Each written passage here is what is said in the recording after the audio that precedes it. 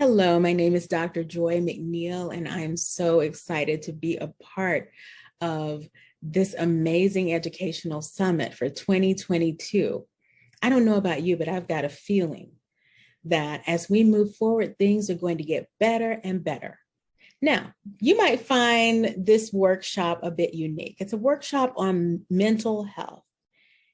And so as a licensed clinical mental health counselor for the state of North Carolina, as well as a nationally certified counselor, have been working to bring you the best ever. However, sometimes things happen. What can I say? So I will be back. Enjoy as you go through. You'll see my head pop in and out virtually. You're incredible. And I thank you for journeying with me through what therapists want lupus thrivers and caregivers and supporters to know about mental health.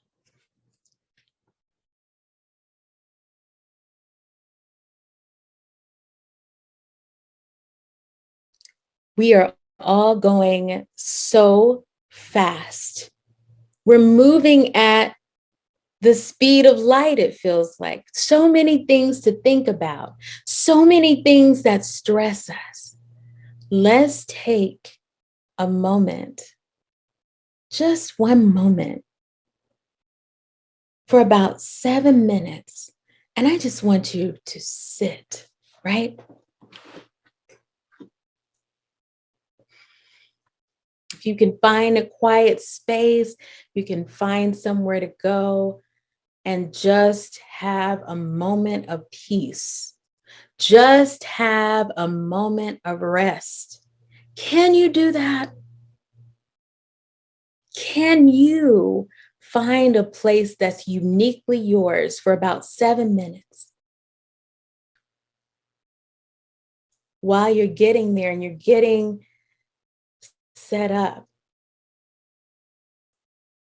I just want you to just enjoy this time of information gathering, but also of applied knowledge, of really applying what you're learning, knowing that some of it you may have heard before, it doesn't matter.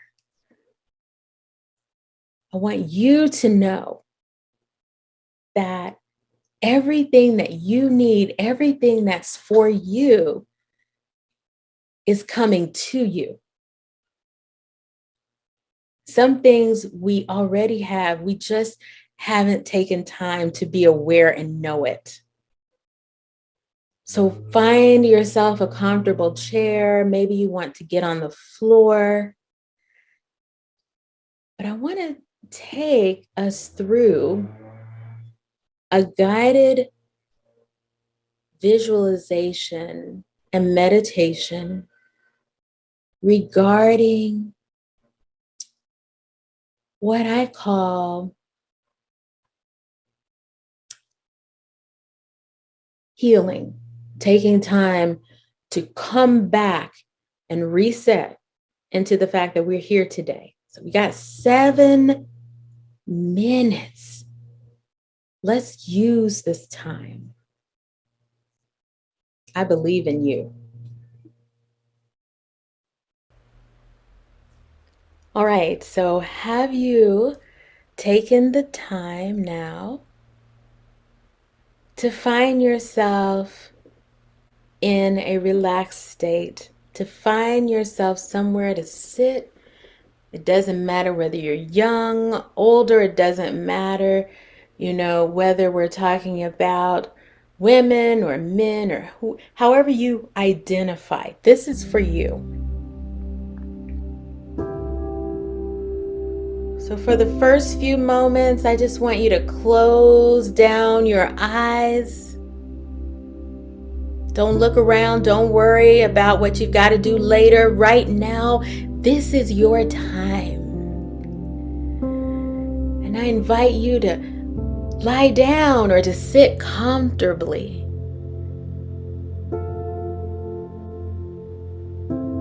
Close those eyes. Let's take a few cleansing breaths. Let's breathe in through our nose, if you can, and out through the mouth. Doesn't matter how fast or slow, I just want you to take 5 breaths. In through the nose and out through the mouth.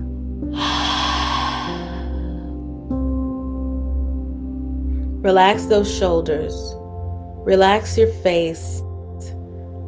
Relax your body. In through the nose and out through the mouth.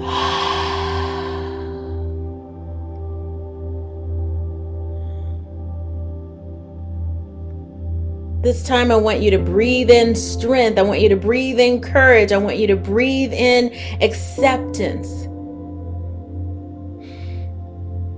And breathe out fear and criticism.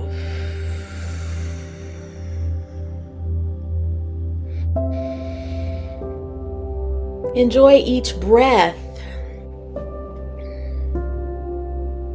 As you breathe in through your nose and out through your mouth, gently honoring and celebrating our natural ability to breathe. Honoring and celebrating our breath.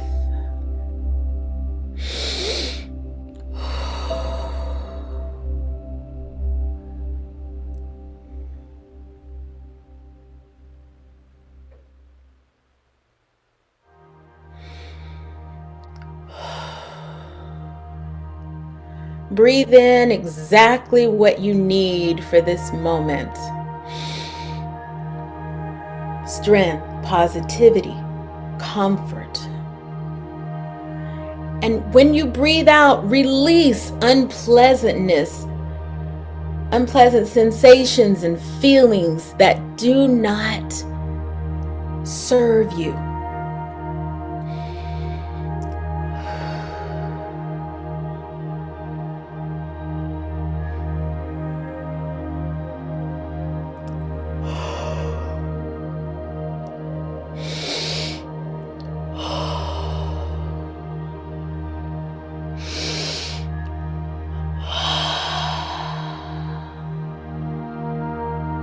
And now I want you to turn each breath into a sigh.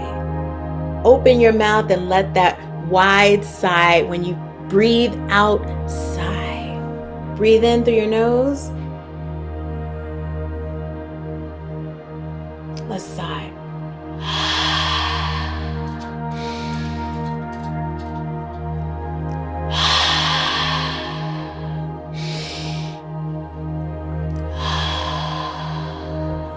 Honoring each breath. Let's open our hearts, our minds. Let's encourage each other to stay on the path as we heal through hope.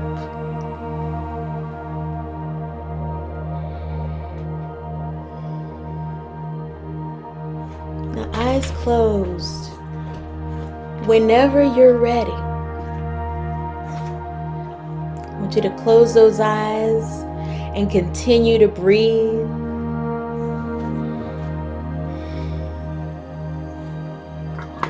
It's a beautiful time to be alive. It's a beautiful time,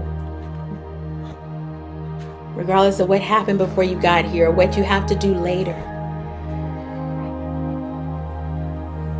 Close your eyes and say to yourself,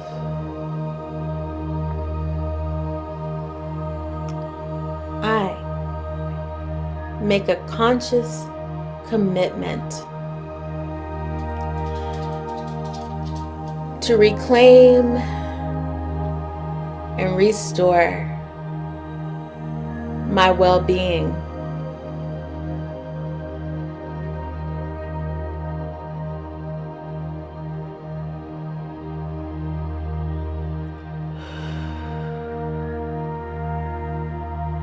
Place one hand, if you feel like it, if you feel comfortable, place one hand over your heart,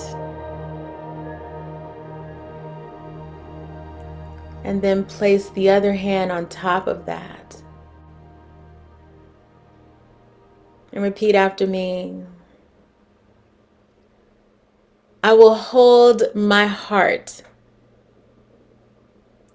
with compassion and care and love.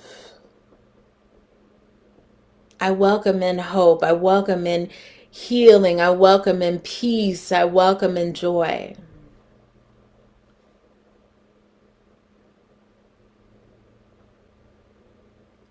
I will challenge my own pain and suffering so that I can have joy and love in abundance.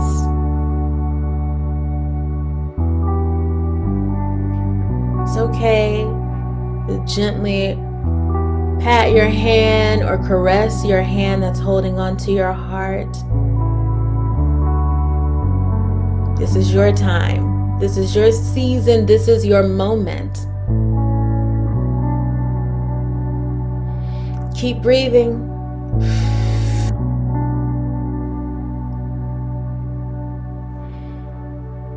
Keep breathing.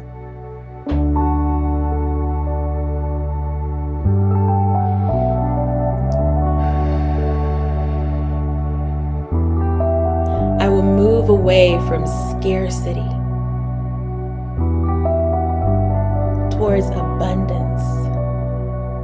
I will ignite my inner strength and power that is beyond compare. I resist all hateful and harmful experiences, and I armor myself to exercise acceptance. Keep your eyes closed. Letting go of anger, letting go of worry, letting go. Letting go. Letting go of fear, letting go. Letting go of things that no longer have a need to be in life. I let them go. It's no longer for me. I let it go, whatever it is. I will honor my strength. I will honor my courage. I am worthy of love.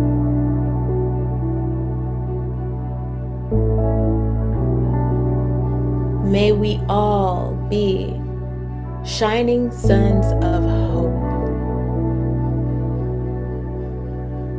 May we, during these challenging times, have a smile and a warm embrace to share with our hearts, to share with others, as bright as the sun, spread the light of hope.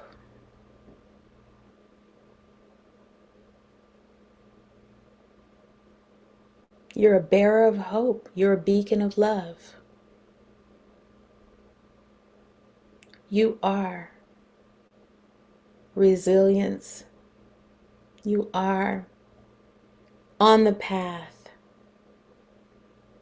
to more abundance, more life, more vitality. Say that I am on the path to more abundance, more life, and more vitality. I'm loving this. Did you enjoy that? Powerful. What a way to start. Always with a measure of hope. Let's keep going. Thank you for letting me be a part and for inviting me to be back and to talk about mental health for the 2022.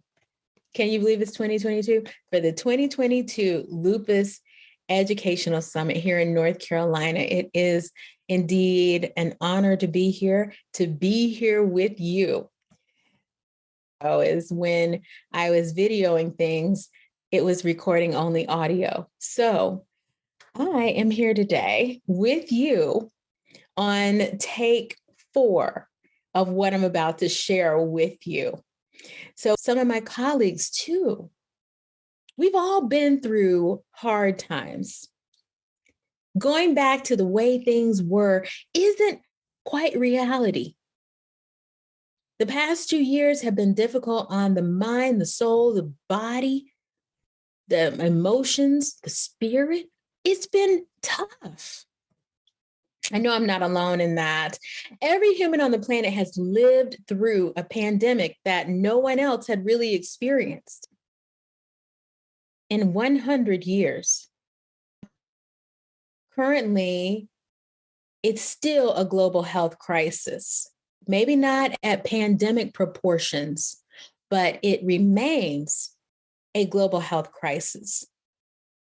So change can feel peculiar and uncomfortable, and we certainly had a lot of that. But for many of you, you're not strangers to that, are you? Yeah, me either. Our lives have changed. So that's double. Our priorities have changed. Our supports have changed. Your family may look a little different than it did at the beginning of 2020. The way we do business has changed, right? The way we show up has changed. Even with our friends, it's changed. Some of you may find now that you have an entirely different routine than you had back then, and that's okay. The most important aspect of this is embracing the change and understanding that going back to the reality of the way things were isn't really reality. Every human on the planet has had to make adjustments. And so when I come into my virtual therapy room and I hear, I'm just so glad things are going back to the way they were, I say to myself, back to where? I don't know about you, but I don't really remember who I was and what I was doing then. Going back is not the way we need to go. We got to move forward. I love the theme for this summit. It says thriving on. I don't know about you, but that sounds like moving forward to me. That sounds like I'm not just surviving. I'm not just getting by. I'm thriving. That's what I want. That's what I need. So as a therapist, I want to share with you about the 7 things that I really love to convey, and I'm conveying it to you. Looking at lupus and immune concerns and skin and body and health concerns, you know, as a lupus thriver or as a caregiver who's observing or as someone who supports the efforts of the Lupus Foundation, you know that there's always been a double helping. So when you think pandemic for a lupus thriver, you think double helping, doing life in a different way. Look at this picture. This brain is saying, I don't know why I'm so tired. Can you relate? Look at what is happening though. I do, is what's being said to the brain. I've given you nearly 2 years of unpredictability, lost anticipated plans, high risk and threat, stress, loss of coping strategies, greater cognitive demands, change, all kinds of things, some of which you've already experienced before. But the past 2 years have been a double helping, right? Unpredictability of a disease state, unpredictability of when or when not a flare may show up, unpredictability also every time you walk out of the house. Am I right? Every time you have to go around people, go to the doctor, go to the post office, go, grab something from the grocery store. I don't know about you, but I started having my groceries delivered. The anxiety of being out and about even made me say, you know what? I'm not doing it. I love people in my own way, at my own time, but I'm not going to be out here, out and about with people. So I want you to keep in mind, caregivers, supporters, lupus thrivers have had a double helping.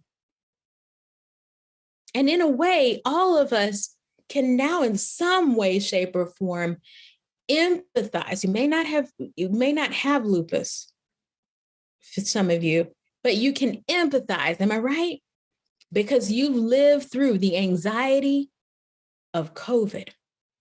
Am I right? You can empathize with the unpredictability, with the anxiety, lack of rest, high risk threat. You can empathize there. Number one, you got to hear this. Okay. So wherever you are, whatever notes you're taking, I want you to write this part down and circle it. Number one, mental health is health.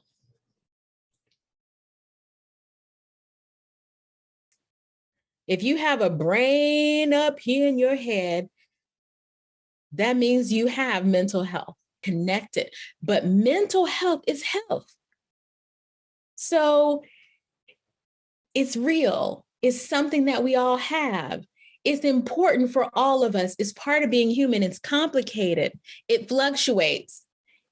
It's something that we have to tend to and look after. Things that probably the number one aspect that I might hear from clients is when they're struggling, they feel weak. Mental health is not a sign of weakness. It's not shameful or negative. Mental health is health. It isn't all in your head. It isn't constantly feeling good. It's not something to snap your fingers and fix. And when you talk about a holistic view of health, mental health is a part of that. All right. So that's the first thing. And I think it's important to really say that because it means to include it in all of the things that you do. Therapy is not just something when you're feeling down. Mental health and self-care and taking care of yourself and looking after your thoughts, tending to your thoughts, addressing symptoms of anxiety or depression or trauma, that's not something that you have to wait to do. It's something you can do, and you can do it now. Number two, make your mental health a priority every day. Listen in. It is beneficial, just like moving around or taking a drink of water. How many of you are perfectionists, people pleasers, blessed to be a blessing? Is that anyone? Maybe it's just me. You're givers, and people come to you for advice because you're the family therapist. You're the best relationship expert that the people around you know. Does that sound like any of you? Long before I was a therapist, I loved to give advice. I thought I was going to be the next Oprah.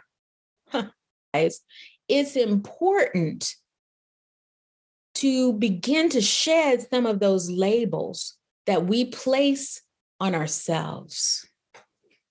Oh, I'm a perfectionist. I just didn't feel like I could come in until I kind of got some things together. I got some things in order. If you come to the therapeutic room a mess and you don't know what to say and you don't know what to do, great.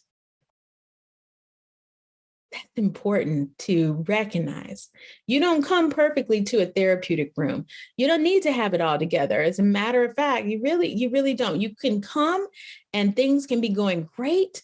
And then you want to work on how to get to your next level, or you can come and things can be sour and you can just sit and be for a moment.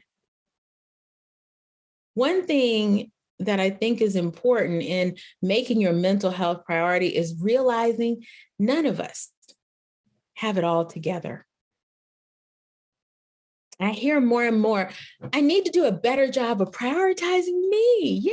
Yes, I was raised to put other people before myself. It feels wrong to prioritize my needs. I feel selfish.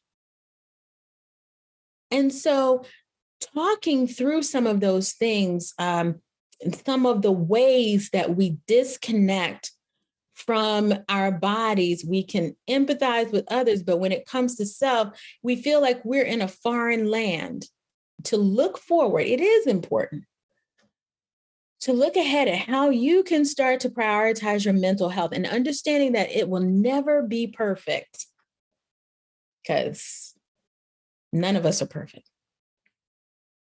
It's never going to be balanced either because life sometimes isn't balanced. We talk about work-life balance. Life isn't balanced. Life has a lot of ups and downs and twists and turns, from the roller coaster ride to the job that you were rejected for.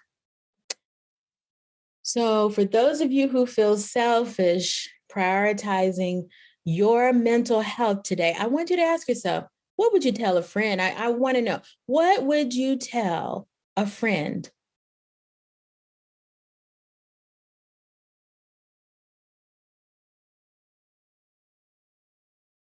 I'm just pausing for a moment. If they came to you and they said, I have trouble prioritizing myself, what would you say to that individual? Write it down. Yeah. Write it down what you would say to that friend. Awesome. So, how do I prioritize my mental health? Hydration and fueling your body. It's like watering a plant. Do you want to be able to have more energy and vitality? It comes from really making sure to take care of yourself. It doesn't mean I'm going to push myself to the edge of what my body can do. And then when I collapse, then I'll hydrate. And then when I feel bad, then I will feed myself what I need. No, it's like watering a plant. You got to tend to it. It doesn't just grow. You have to think of yourself as the plant. Getting your rest, another important thing. Limiting distractions and stressors, right? What are the things that you're distracted by? I want you to take a moment right now. This is active, so I hope you have a pen, paper, all of these things handy. What are you distracted by right now? In your life, look at the past 7 days. What are things that you wanted to accomplish, but you weren't able to? Yeah, I know. Because there's so many things that distract us and stress us. Sometimes you've got to put the conversation off for another day. We're going to talk about boundaries in a little bit, but I think that that's important. The other thing is weekly therapy and coaching. That's an aspect of taking care of self that to me should just be a part of normal healthcare routine. You have insurance or you don't have insurance. It shouldn't matter, because what should happen is there should be a requirement of some kind to tend to your mental health on a weekly basis or a monthly basis, or even for some of you, it may be that you need a marriage checkup, you need a relationship checkup. Maybe you're grieving. So I want you to think about how you would utilize therapy, whether good or bad, happy or sad. Therapy is about living your best life, right? Therapy, coaching, taking advantage of some of the apps that are out there, the Calm. There's the Open app, which I love as well. There's Endel, which I listen to go to sleep at night, to calm my brain down. That's always racing, right? There's so many ways that you can utilize mental health services, including the new national number 988.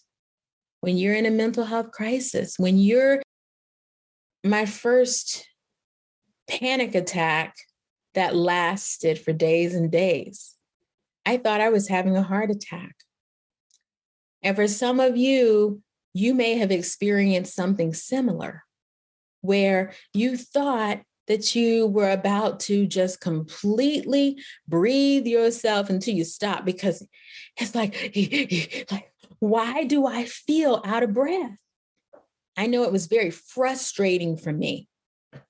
And I want to add on to that. That's why it is important to have therapy, to have a good support system that you can share with and that can be there for you in the way that you may need. Also, another way you can prioritize your mental health is literally to feel what you're feeling, to be okay feeling that emotion without judgment, without criticism. If you're happy, be that. It's okay to be okay. If you are sad, it's okay to feel that. It's okay to be angry.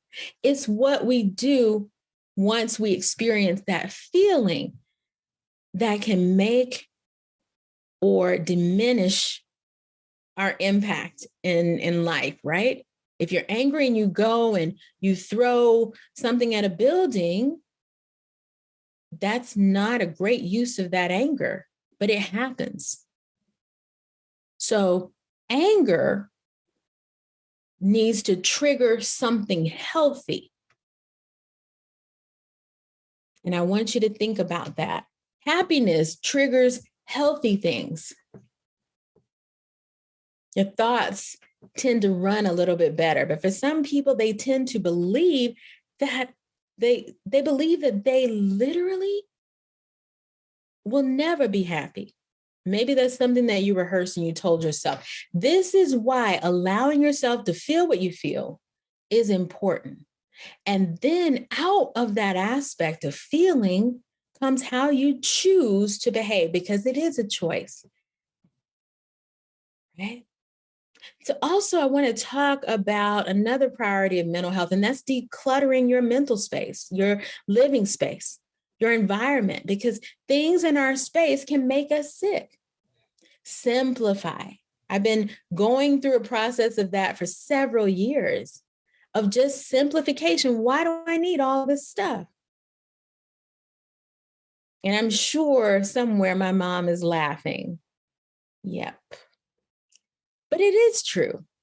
Adopting a more minimalist lifestyle can be very healthy, because when you have a cluttered house or a cluttered room, by decluttering it, you give yourself an opportunity to breathe and feel free.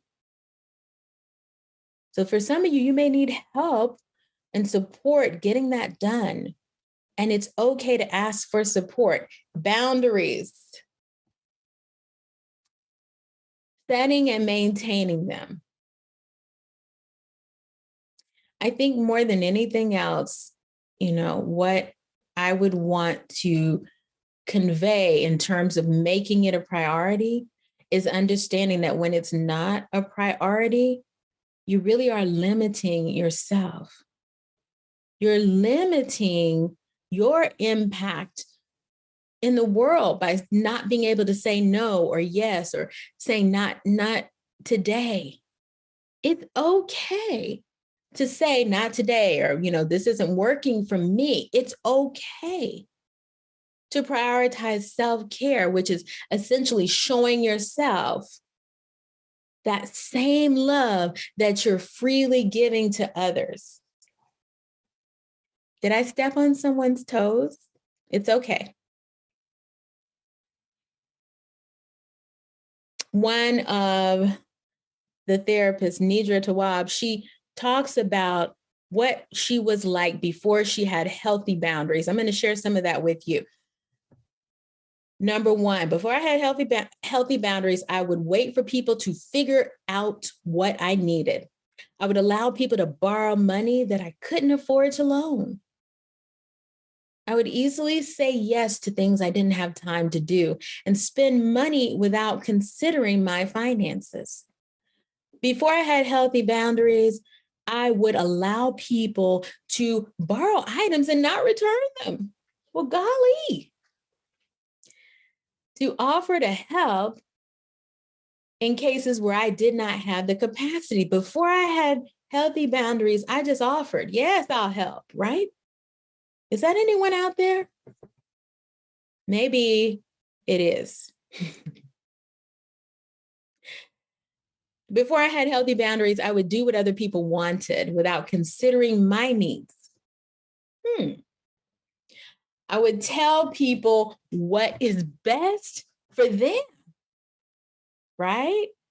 Before I had healthy boundaries, and not allow them to figure it out. Sometimes we give unsolicited advice, which also can decrease and diminish our own energy because you're constantly pouring out, and you cannot pour from an empty cup, right? Before I had healthy boundaries, she says, I would make myself available to people when I didn't have the time. Before I had healthy boundaries, I would often feel resentful towards people for asking me to help. And then I became mad at myself for doing it. Does that sound like you? All of us in some way, shape, or form, I'm sure, can relate to one or more of those. When you make mental health a priority, there's the beginning, and then there's once you get past the beginning to the middle, that means that in the middle, I can look back and see where I was before I had boundaries. And now I see where I am. Boundaries are not mean-spirited or selfish. But I noticed in my therapeutic room that is most difficult for certain people to set and maintain boundaries. They don't know where to start. Making your mental health a priority really does mean to go from, yeah, I know I'm going to work on that, to, yes, I worked on it. I took 5 minutes and I did something, or I believed something. I changed the trajectory. So that's important. We all know what to do. But sometimes we stay in the planning phase. We don't actually activate and move forward. What we do is we say, yeah, I know. And I hear that a lot in the therapeutic room. I know. I know. To think about that too. What is it that you know? I'm just curious. 3 is one of my favorites. And once I realized what was going on in our society, I knew that this one would be great. Social media is not a replacement for therapy. We can scroll all day, which is number 3. Social media is not a replacement for therapy. We can scroll all day long and be filled with things that are images that are motivational and inspirational, all those things. You're receiving information in a very passive way. to be active and to be empowered and do the work that you do to really make a difference in your own life is the game changer. It changes everything. So you can be passive and scroll through and say, oh my God, that quote is speaking to me. But how? What are you changing? What are you believing about yourself? Now that you read that quote, or now that you listened to that podcast, or now that you've scrolled for hours on TikTok or Instagram or even Facebook, it's not a replacement for therapy. Taking time to have one day a week away from social is so important for our insides, our inner image, and then how we perceive the world, right? Number 4, one size does not fit all when it comes to therapy, seeking therapy, and different modalities of therapy. Listen in. Number 4 that I also want to share is that there are various types of therapists and styles and modalities. Everything from hypnotherapy to EMDR and to cognitive processing therapy, dialectical behavioral therapy. Even still, some people do psychoanalyze. They're psychoanalysts. And so whether it's a counselor, a social worker, psychologist, marriage and family therapist, and other titles for mental health professionals, all of us had to be licensed, go through rigorous process and education and practice to be able to provide services for you. But that being said, we are not mind readers, fortune tellers. We're not advice givers. We are here to hear you and to help you process. We're not here to give you the answer. We're here to partner with you in finding the answer. We want you to tell us if you have questions or concerns or need anything from us. Share that with us. Just like there are various types of therapy, one therapist does not fit all. One size does not fit all. Your friend may have tried EMDR. Some of you may have heard of that, but it doesn't work for everyone. So I want you to really think about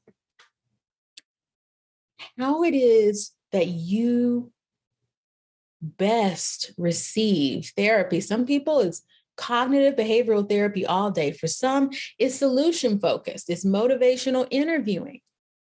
When you need to get a job, perhaps you don't want your therapist to say, well, how do you feel about that? Maybe you do need some focus and directions on tools and strategies. And that's why it's important to ask therapists what it is. What do you practice? What will we be, going by here? Will I have homework? I can't read your mind. I know people think I can. They tell me all the time, but you're reading my mail. No. I'm just listening to you. I'm listening to you and I'm present with you in this moment. So one size does not fit all when it comes to therapy, when it comes to the type of apps you like to listen to that are good for your mental health. It's not a one size fits all. If something doesn't work for you, please feel free to let your provider know or to suggest ways that provider can connect more with you. It's okay. And truth be told, if you can go back around the drive-through because someone put pickles on a burger that wasn't supposed to be there, you can sit with another human being and say, I really don't want to talk about that topic. I want to talk about another topic. We want to see you do well. We're not judging you. We want you to tell us what it is that you need. That helps us be better and it helps you be better. I think that's important. No medication, just so you know, It does not mean you're crazy. If you're taking something for decreasing symptoms of stress or depression or anxiety, that doesn't mean that you need to go to an institution. Let's listen in. Number 5 of the 7 things that therapists would want you to know, medication is not crazy pills. While medication and infusions are more of a constant reality, what I hear more than anything else is, I don't know how I'm supposed to feel, or my feelings make me feel horrible, and this is regarding medication. If you're prescribed something for your mental health to reduce some of the symptoms of anxiety or stress or depression or trauma or grief, ask questions. One of the things I hear along with that is, well, I quit taking it because I wasn't getting better. It's fair that you saw that you weren't getting better, but the action should be that consulting with a medical professional is what I do when I decide I don't want to take a medication, so they can really sit with you and put together a plan for you, right? I think just trying to wean yourself off of things can be dangerous. So consult with your medical professional, whomever that may be. And if you need kind of a second look, or you want someone else to look and advise you, that's fine. But you don't just stop taking medications. Please, please. Okay. The research is clear that medication plus therapy is more effective than therapy alone. Did you know that? That prescribed medication plus therapy is more effective. Research from across all genres of literature and study and scholarly research that all say that 2 is better than 1 alone. So what does that mean? That means that you still have the agency and authority to choose what's best for you. But if you see that you've been going downhill repeatedly and you just don't feel like yourself, then you really want to shout out your provider and say, I really want to feel better, not just in my body, but in my mind. There's a mind-body connection. And I also want to share this caveat while I'm here. Engaging in therapy doesn't mean you're battered and broken and bruised and hopeless. It means you want to improve the quality of your life. Is that anyone else out there? Because I believe in it. Yeah, I want to improve my life. I believe in working towards that every day. Now, sometimes it doesn't go in a way that I might want, right? But the thing is, I want to live my best life. Number 6. This is another one of my favorites because we talk so much about self-care. But what about self-acceptance? You can care for yourself and all the things, but do you accept yourself? Listen in.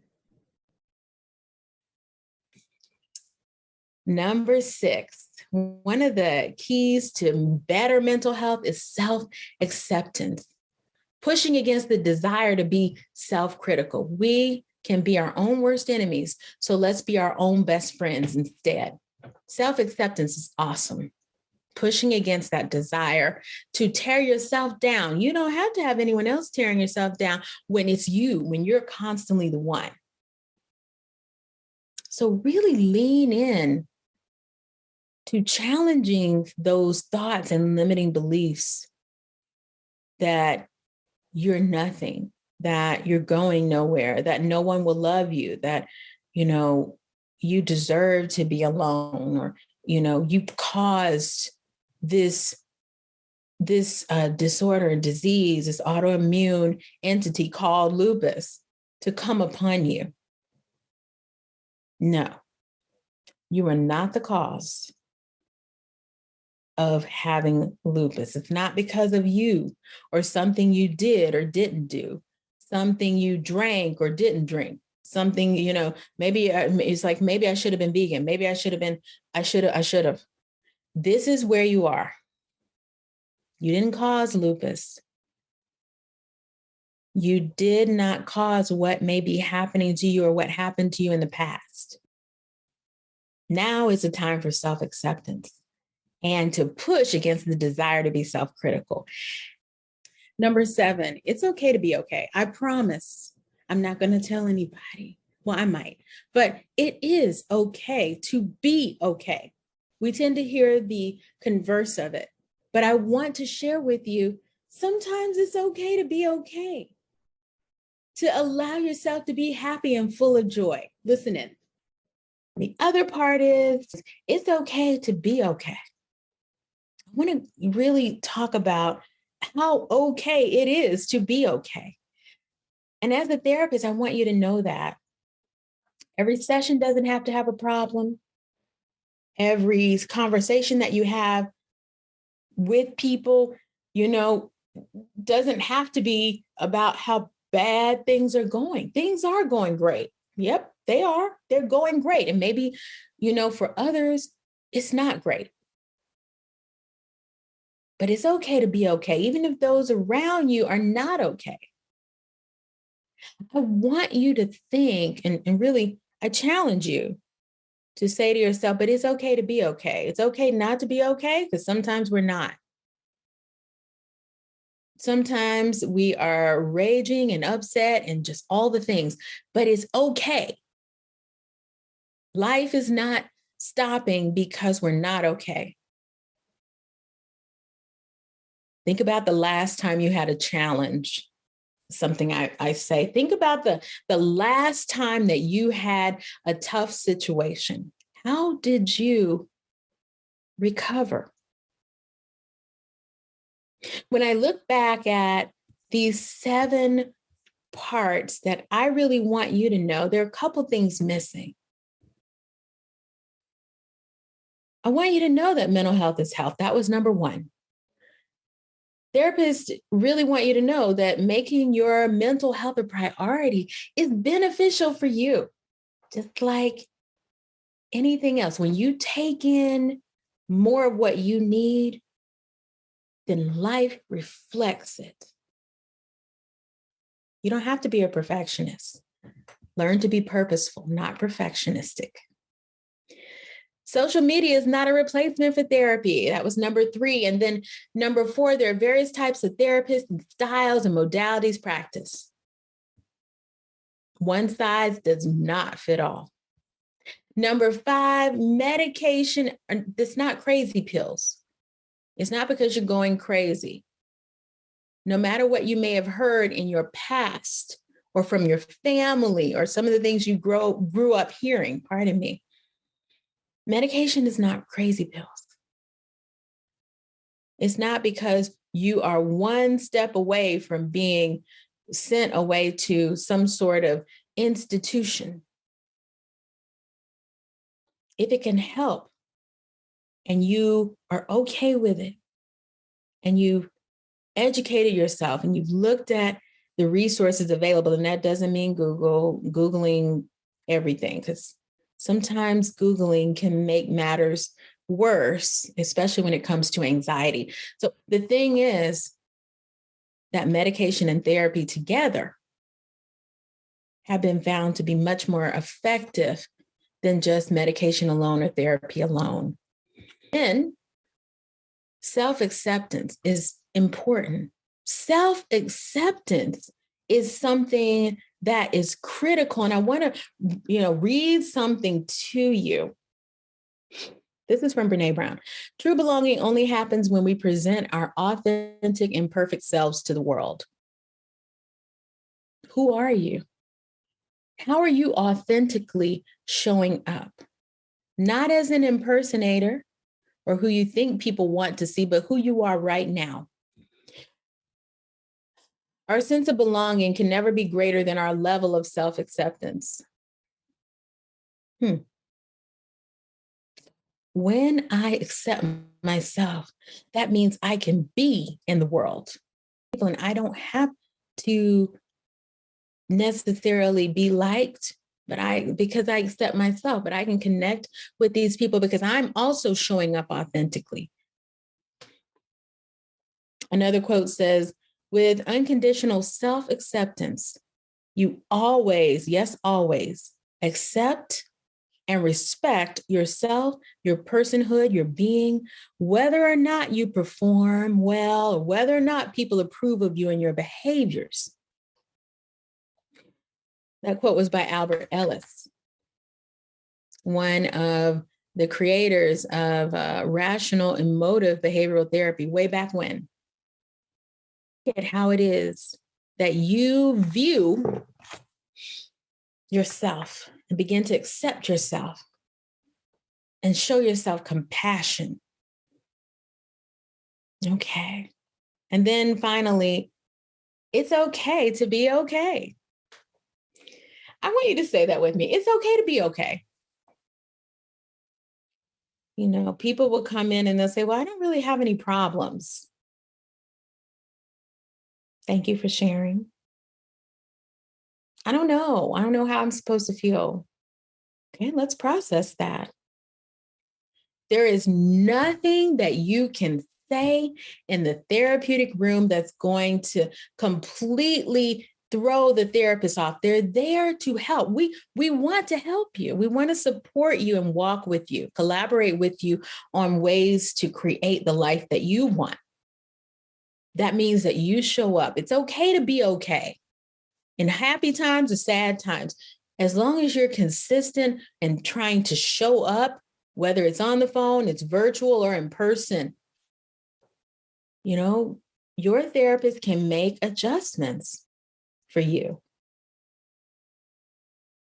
So I hope in some way this has been beneficial. And as I'm talking right now, I want you to turn to the part in your packet that talks about what I'm about to share of journaling. Now, some people hear journaling and they're running for the hills. Maybe that's you. Maybe you're excited. You're a journal book collector. I used to be. I always wanted a new journal. Well, what I want to share with you is how to be a 2-minute journaler. We tend to think journaling is supposed to just take hours and hours, and then we decide not to do it. What I want to challenge you to do is to do it. I feel whatever that emotion is at the time that you write, morning and also evening if you want. I feel, I learn, right? What do you learn? What did you learn in your day today? I am, who are you today? Wicked, whether you feel like no one sees you or believes you, whether you feel like you're on top of the world, but maybe not on the Titanic, right? I feel, I learn, I am, and I have. I have ... I have some questions, right? I have peace now. I was able to bring some closure. I have joy. And you don't have to just quote what you may have heard someone in Sunday service say. This is for you. This is how you prioritize your mental health. 2 minutes and such a world of difference. So let's take some time and journal for our last few minutes together. Is that okay? And that's what we're going to do. It's almost like a time of power. Put on some music, as I'm about to do in just a minute, and let's journal. It's going to be great. I certainly just love that we're going through this together. And no matter how many times that I have recorded this, it just makes me happy to know that I'm able to share this information, because you don't have to walk alone. I just want you to be aware that you are worthy. Your worth is inherent. That means that nothing can change it. Whether you do great or you do poorly, whether you have made a mistake or you've done things correctly, your worth, your self-worth, how you are in the world, it's not something that changes. It's inherent. Just like the sun rising, just like the moon rising. Has there ever been a time you thought about, oh my gosh, the sun isn't there? Is there a time where the sun hasn't been there? Is there a time where the moon didn't rise at night? Is there a time you woke up in the morning and there was no sky above you or no ground beneath you? Think about that as the way you look at your worth. It is because I am here and I am established right here in what I am doing, and nothing and no one and no process, no disease, no bad health, or no poor outcome changes your worth. I believe that's one of the biggest steps. And that's for me as a human and as a therapist sharing with you. That's me as a human. That's me as a therapist sharing that you're incredible.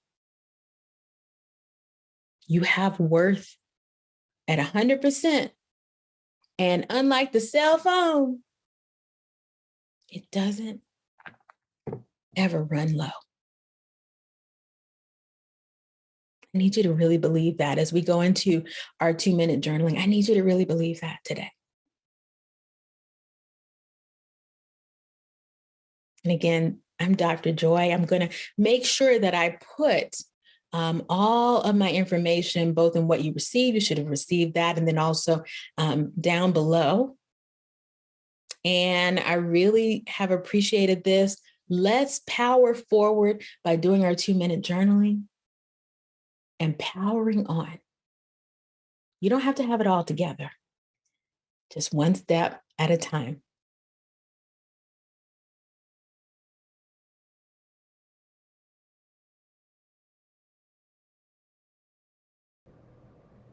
As we go out, I just want you to spend time on that 2-minute journal that I talked about in session, and a way to prioritize your mental health. 2-minute journal. You're wondering where that is? I want you to just pull out a pen and a piece of paper. You can stand up and stretch right now. And I want you to go to that 2-minute journal that I gave you as a resource. You can print it out, you can make it a journal, you can get it bound, whatever. But it literally is important for your next level to begin to take the time to check in with yourself. So I'm giving us 2 minutes to journal. Remember, it is simply put, it is I feel, fill in the blank. I learn, I am, and I have.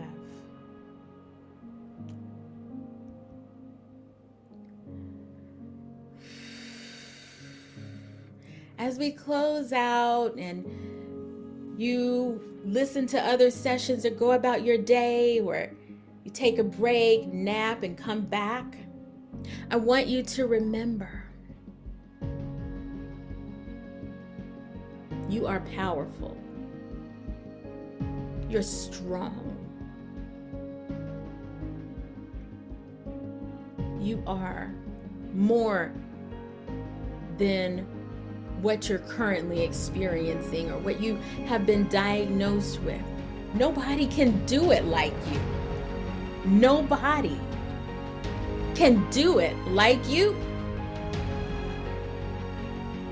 So I want you to write down, I feel, fill in the blank.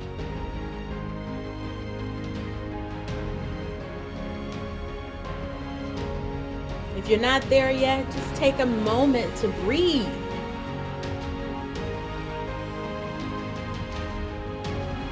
Can you feel that? Can you feel the essence of that? It's incredible.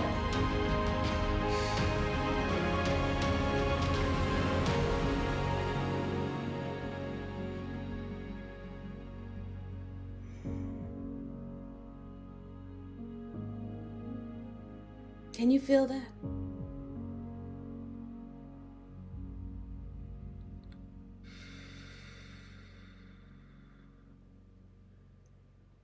It's okay to just exist in this space. It's okay to change your plans. It's okay to take time to honor yourself.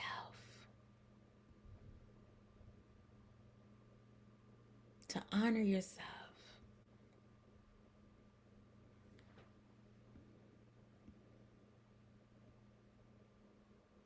Honor yourself. How far you've come over many obstacles and challenges, that was you.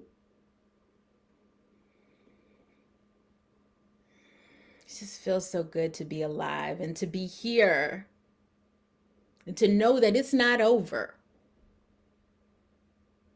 It's only just beginning. I don't care what you heard. Reset.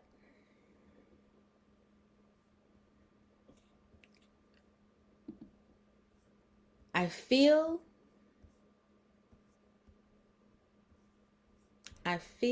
right? I learned. Let's talk about what we learned for a minute.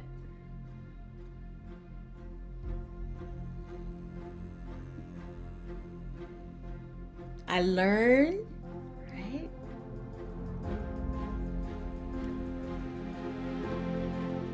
And then one more, that's I am and I have. I am, fill in the blank, and I have.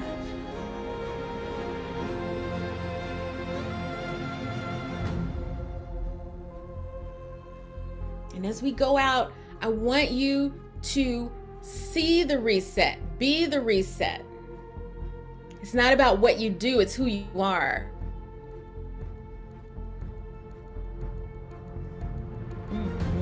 Wow. Powerful, special, beautiful, courageous, here. You don't have to do anything to be worthy. You are worthy.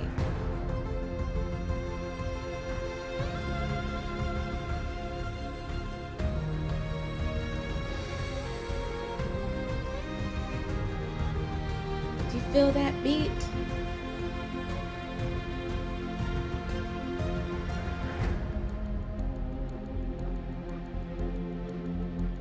Everything that anyone ever said you couldn't do, or that you wouldn't become, or the people who said that you'd never be the same way.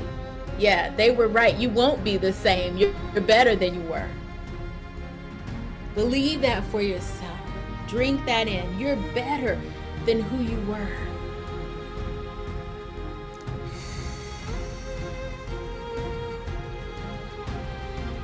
You have opportunities and possibilities that you would have never known had you not come to this point, had you not been on this path.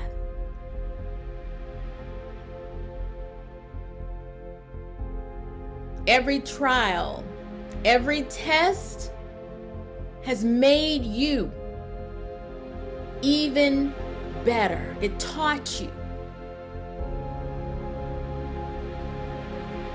As you're going out and you're finishing up your 2-minute journal, I want to thank you for walking along the path with me. I want to remind you to take care of yourself. Asking for help and asking for support is not a sign of weakness. Let's go above and beyond. Let's go above and beyond. I'm Dr. Joy, and it has been my indeed pleasure to be with you today. You are incredible. Take on the day, and let's be love. Let's walk in love. Let's give ourselves love. Let's be the peace that we need. We can. Thank you so much. Have a great one. It has been my pleasure to be with you. Thank you for your patience going through this. And I will have some more information for you in my resource packet. Have an amazing day. Have an amazing rest of the year. And know you are worthy.